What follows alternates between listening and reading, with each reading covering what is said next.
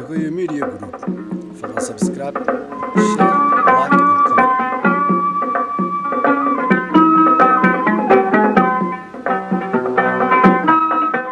ku soo dhawaada qaybtii saddexaad ee sheekadii Waasuge iyo Warsame socdaalkii 30 maalmood.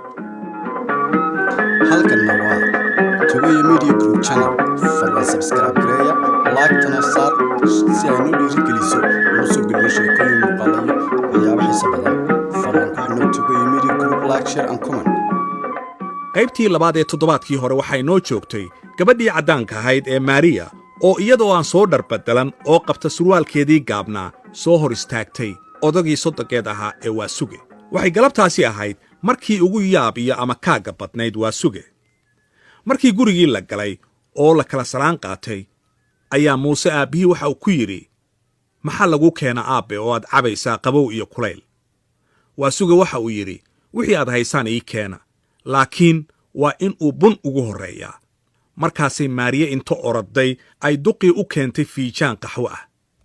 Waasuge waxa uu sugayay bunsharuur, laakiin markii qaxwadii loo keenay wuxuu u qaatay in la is yidhi ha ku sii sugo. Maariyana waxa is leedahay, mar haddaad duqii qaxwo siisay waxa marka kuu laaban waxa weeye adigoo u diyaariya casho la yaqaan. Waasuge iyo wiilkiisii waxa u socda iswaraysi. Muuse ayaa looga warramayaa dhibaatooyinka miyiga oo dad iyo dunyaba haysta. Salaadii maqrib ayaa la gaaray. Markaasuu Waasuge intuu weysaystay oo waajibkiisii gutay warkii halkiisii ka bilaabay. In yar kadibna waxa Maariya raggii ay ku tiri, kaalaya miiska aan cashayne. Waa xilligaa markii uu ka shifmay is-afgaranwaagii oo duqu uu yidhi, anigoo aan bun helin ma taabanayo cunto kale. Markaasay inta reer Muuse isdhugteen oo duqii ka fogaadeen ay iskaga faalloodeen is-afgaranwaaga meesha ka dhacay. Waxa kaloo ka sii daraa markii uu Waasuge ogaaday in Maariya aanay aqoonba u lahayn sida bunsharuurka loo dubo. Taasi waxay ka shiftay markii dariska laga doonay agabkii bunsharuurka iyo qof dubi yaqaan intaba. Waasuge waxa uu caddaatay in ayan reer Muuse ka suuragelin sooryada uu sugayey iyo sida uu u doonayaba. Dhowr ayaamood kadib ayaa Waasuge habeen Jimco ah fiid horradii waxa uu digri ka maqlay masaajid ku dhowaa. Wuxuu ka tirsan yahay duqu dariiqadda Axmadiya. Markaasuu inta uu aaday goor dambe ka soo laabtay. Haddaba markii aqalka uu ku soo laabtay muxuu la kulmay? Waasuge waxa uu yimid gurigii oo ay reer Muuse ku casuumeen saaxiibayaashood oo isugu jira rag iyo dumar. Dhallinyarada Soomaaliyeed ee naagaha caddaanka qaba cidi kama maqnayn habeenkaa. Qaar kalena waa ay ka soo qayb galeen casuumadda. Waasuge wuxuu albaabka ka soo galay iyadoo muusig qabow uu dhacayo oo wiilashii mid waliba inta gabar isku looxshay garabkeeda uu ku hurdayo. Dhallinyarada meeshaa ku kulantay labiska ay qabaan wuxuu Waasuge ku xasuustay wiilkii dhaanraac ahaa ee baabuurka kala soo raacay magaalada Jowhar. Duqii cabbaar ayuu dhallinyaradii isha la raacay, isagoo isweydiinaya, talow meeshu ma tahay aqalkii wiilkaaga Muuse? Markuu in badan taagnaa isagoo yaaban ayaa wiilashii midkood inta uu soo fiirshay waxa uu ku yidhi, duqa ma iska soo galaysa aqalka, adeeg alla. Markay intaasi dhacday ayaa Muuse hadalkii maqlay, soona orday markuu arkay qofka lala hadlayaa inuu yahay aabbihii, waxaana uu yidhi, aabbe maad soo geshid, maxaad albaabka u taagan tahay? Markaas ayuu Waasuge shaki baxay, inkastoo uu garan kari waayey waxa meesha ka socda. Duqii gudaha ayuu soo galay. Muuse ayaana dhinac socda oo uga warramaya in dadkani ay yihiin saaxiibayaashiis, Maariyana ay casuuntay. Intaa ay dhallinyarada ag marayaan, cayaartii sideedii ayay u socotaa. Waasugena laabta ayuu ka hadlayaa oo waxa uu isleeyahay, casuumadda caynkani maxay tahay? Culimo iyo waayeel kale midna ma joogo. Ari lama qalin oo anfaco kale lama sii diyaarin. Horena layguma sii sheegin. Waa cajaa'ibe, casuumaddanu waa caynkee. Duqii waxa uu caddaatay in casuumaaddu ay tahay caways dhallinyaro. Kadib markii uu arkay sida ay wiilasha iyo gabdhuhu isu qabqabsanayaan. Waasuge waxa uu goostay inuu dhallinyarada u jeediyo waano iyo wacdi si ay cawayska isaga daayaan. Isla markiiba aadaan ayuu Waasuge ku dhuftay. Allahu akbar, Allahu akbar, Allahu akbar. Muuse aad ayuu aabbihii uga carooday. Laakiin wax uu sameeyay wuu garan waayey. Ciyaartii way joogsatay, dhallinyaradiina way wada aamuseen. markaasi waasuga agtiisa ku soo wada urureen maariya dadka dhexdiisa ayay hadba dhan u ordaysaa gabdhihii kale ee caddaanka ahaa mid waliba ninkeedii ayay su'aalo ku furfurtay iyadoo sababta weydiinaysa markuu aadaankii dhammeeyey waasuga waxa uu dhallinyaradii u jeediyey hadallo waana ah kadibna isagoo ku luuqaynaya ayuu u tirshay masafadii wacdiga ahayd ee sheekh axmed gebyow kuna saabsanayd in aadanuhu ku waana qaato waxyaalaha dabiiciga ah ee ilaahay abuuray naguna hareeraysan isagoo yidhi webiga kii warwareegsanaa iyo samada waaban ee marna aan soo wabdhihin baxarka waalanee ilaahna waabiyey waagaa baryaaya marna la weynaynin kuwa wallayl iyo waduur akhrinaya ayagu way iskula waana qaateen wejigay wayse la daa'imayaan markay intaasi dhacday ayay dhallinyaradii qaybsantay oo u kala baxday qaar wacdigii iyo waanadii ay saamaysay iyo qaar ka carooday si weynna uga xumaaday ciyaarta laga carqaladeeyey kuwii ugu xariifsanaa wiilasha ayaa markii dambe isku dayay in duqa xasil wax u dhacsiiyaan iyagoo dantoodu ay tahay in barnaamijkooda ay dhammaystaan habeenkaasi laakiin wiil yar ayaa xaajada qarribay oo inta si lama filaana hadalka u qaatay duqii ku yidhi adeer annagu inta yar ee aynu adduunka joogno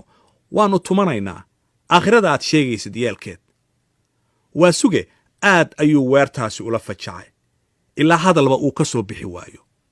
markuu xoogaa aamusnaa odagii ayuu inta yaab madaxa la ruxay dhowr jeer ku celceliyey hadalkii uu wiilku yidhi ee ahaa aakhirana yeelkeed hadal waana ah ayuu waasuga ku dheeraaday wuxuuna dhallinyaradii tusaaleeyey inuusan ilaahay dadka u abuurin in qof weliba uu ku kaco wixii ay naftiisu jeclaato markuu in badan waxyaalaha diintuna fartay u faaninayay waxyaalahay naga reebtayna uu u caynayay ayuu ugu dambayntii dhallinyaradii u tiriyey baydad ka mid ah masafo kale oo sheekh axmed gebyo uga faallooday waxyaabaha aakhiro qabsan doona qofkii aan camal wanaagsan falin inta adduunyada uu joogo waxaana uu yidhi rugtii qiyaamo haddii la roogsado rifata naar ahna raab ka soo go'o kuwii rogaayayna reebi waayaan rasuulka suubanuna ku reed maro haddaad ka raaracsatid iska kaa rido risaalihiisii horaadan raacine rabbigay weynuna raalli kuu noqon ragow haddoo qalbi waa rafaadaa dhallinyaradii quus ayay markan ka gaartay sidaas ayayna ku kala tageen maariya aad ayay uga xumaatay barnaamijka habeenkaasi ka dhicisoobay aqalkeeda ayayna dhexda ka soo xiratay caro daraaddeed habeenkaa reer muuse islama hadlin sidaas ayaana waagu ugu baryey waasuge qolkiisii ayuu iska seexday isagoo ciil bastiila ah asal ahaanna ka xun waxyaalaha ay dhallinyarada ku kaceen sababna uga dhigaya edabdarro ay horseed u yihiin reer muuse subaxii dambe wuxuu qof weliba soo toosay isagoo cabursan oo si dhib ah hadalku uga soo baxayo kadib markii la quraacday ayaa muuse sheeko sarbeeb ah kuna saabsan waxyaabihii xalay dhacay uu u bilaabay aabbihii maariya kama qayb qaadan sheekadaasi maxaa yeelay waxay si weyn u dareensanayd inayan isfahmi karin iyada iyo duqwaasuge muuse marka uu sheekada bilaabayey waxa u barbaryeelay bal in si aan rasmi ahayn ee iskamaandhugad ah aabbihii ugala tashado xaajo uu maalmahaasi ku tallamayey maariyana ay la ogayd muuse markii uu is yidhi duqa caradii waa ay ka degtay ayuu si qabow u yidhi aabbe waxaan jeclaystay inaan kula socodsiiyo kaalana tashado ra'yi aan go'aansannay aniga iyo maariya kuna saabsan inaan shaqada dawladda ka tago dibaddana iska aadno waxay ila tahay ayuu yidhi muuse inaad adiguba garan kartid sababta noogu kalifaysa umuurtaasi maxaa yeelay waxaan nahay dad doonaya nolol casri ah horena u bartay waxaa intaas noo dheer mar haddaan dibadda tagno walwal kama qabno xagga shaqada maxaa yeelay waxaan mar walba warqado ka helnaa maariye aabbaheed oo ah nin warshado leh inaan isaga u shaqayno markuu intaa yidhi muuse ayaa waasuga hadalkii ka qaatay kuna bilaabay maandhow aad ayaan hadalkaada u gartay haddaanse dhuuxay waxaan u qaatay inaad tahay nin ka fogaanaya wixii uu waalid iyo walaalba lahaa tan labaad muusow waan kaa warhayaa oo dhallinyaradii da'daada ahayd ee dibadda wax aad iskula soo barateen si farxad iyo isku kalsooni leh ayay dalkooda uga shaqaystaan waalidkoodana uga warhayaan ugana ducaystaan wuxuu waasuga soo hadal qaaday wiil uu aabbihii yiqiin muusena ay wax isla soo barteen muuse ayaa hadalkii duqa u adkaysan waayey markaasuu inta si cara ku jirto uu uga dhex galay waxa uu yidhi aabbe marna ha ka baqin inaad dhibaato la kulantid anigoo nool waxaan kaa ballanqaadayaa inaan bil walba lacag kuu soo diro haddaad jirro yar isku aragtidna waxaan kugu dawaynayaa dibadda inta tigid kuu soo diro intaa uu muuse faanka qubayo waa suge feeraha ayuu ka qoslayaa maxaa yeelay wiilkiisa ayaa u miisaaman wuuna ku raja gaaban yahay muuse oo faankii weli shubaya ayaa waa suge hadalkii qaatay oo wiilkiisii u jeediyey hadal isugu jira waano iyo canaan intaba ugu dambayntiina wuxuu waa suge hadalkiisii la kaashaday murtida soomaalida isagoo muuse u tirshay gabaygii xaaji aadan afqalooc ee ahaa 7 tagay mid weli socdiya saaka waxa jooga 3 waqti baa xaal adduun lagu sifeeyaaye soo noqod ma jira shalay wixii saadufoo dhacaye waxa saa dambeetiyo barrina waa su'aal maqane waxay taladu kuu suuban tahay subaxa aad joogtaaye markuu wada hadalkii heerkaas gaaray ayuu muuse iska dhigay nin waanadii qaatay waa sugana waa uu ku farxay inkasta oo uu shaki weyn ka qabay waa suge 4 faataxa ayuu muuse u maray wuxuuna ugu duceeyey in dalkiisa uu ka shaqaysto dadkiisana la noolaado waalidkiisana uu ka ducaysto sidaas ayaana hadalkoodii subaxaasi uu ku dhammaaday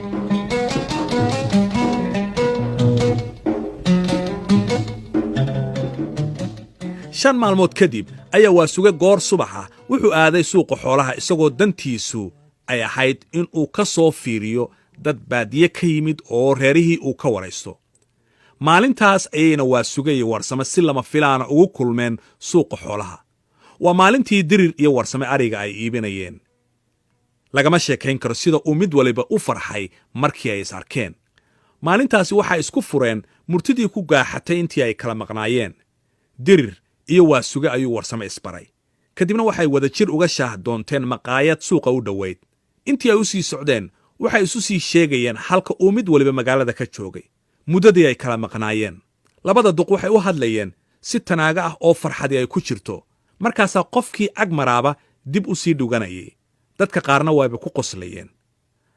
maqaayaddii ayay tageen shaah ayaa loo keenay warsame markaas ayuu hadalkii bilaabay oo uu yidhi waa sugo waxaad iiga warantaa naagtii caddaanka ahayd ee wiilkaagu qabay mase leedahay shuruudihii odayaasha soomaaliyeed ku qiimayn jireen naagta la guursanayo kuwaasoo yidhi naagta aad guursanaysid waa inay lahaataa 5 waxyaabood itaalnimeed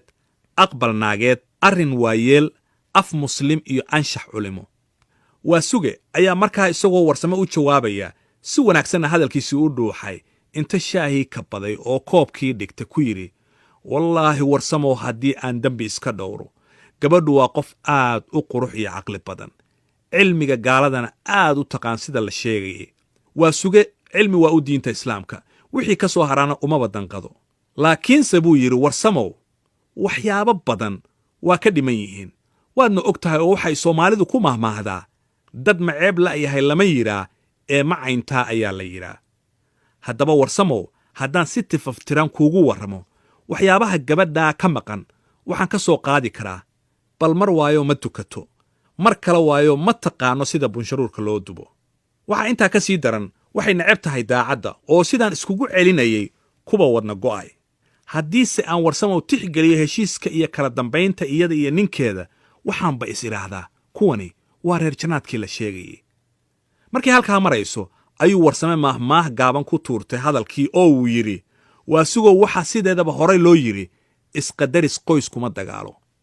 warsamow waxaa hadalkiisii ka qaatay waa suge si kale kuma garatida marmar waxaa cuntada kariya muuse markaasaan ku xusuustaa maahmaahdii ahayd rag waxa u wanaagsan nin tolkiis u nacasa oo aan raganimadiisa ku tijaabin shisheeyahana u nacab ah oo ay ka baqaan reerkiisana u naag ah oo aan danihiisa ka weynaysan warsame wuxuu aad ula yaabay markii la yidhi naagta oo iska fadhida ayuu ninkii cuntada u karinayaa warsame waxaa maskaxdiisa hantiyey sida ay soomaalida ragga iyo dumarka ugu qaybiso hawsha hadalka iyo hilibka isagu wuxuuba eedda saarayaa maariya oo ula muuqata inaysan ahayn naag gaari ah ama ay daacadnimo xumo ku jirto wuxuuna u soo qaatay maahmaahdii ahayd ilaahow 5 waad uunta ee maxaad 5 uga dhigin geesi waad uunta ee maxaad bir uga dhigin fulay waad uunta ee maxaad baalal ugu yeelin deeqsi waad uunta ee maxaad maalqab uga dhigin bakhiil waad uunta ee maxaad sumad ugu yeelin naag xunna waad uunta ee maxaad koor ugu xirin ha laga cararay intaan cidba la moodin iyadoo sheekadu ay isku duba dhacday ayaa dalaaliin iyo dad kale oo isdaba yaacaya maqaayadii soo galeen markaasay odayaashii ismaqli waayeen sheekadiina ay ka joogsatay markii buuqii yaraaday ayaa waa suge oo hadalkii sii wata waxa uu yidhi warsamow umuurta iigu daran ee gabadhu ay iiga yaabiso waxay tahay mar kasta oo aan ka sheekaynayo murtida Soomaaliyeed inta hadalka iska soo gasho ayay iyaduna soo daliishataa gabayo iyo heesa afgaal ah oo uu leeyahay nin magaciisa ay ku sheegaysay Shakespeare markii Warsamo uu intaa maqlay ayuu qosol la raftay tolow muxuu dhihi doonaa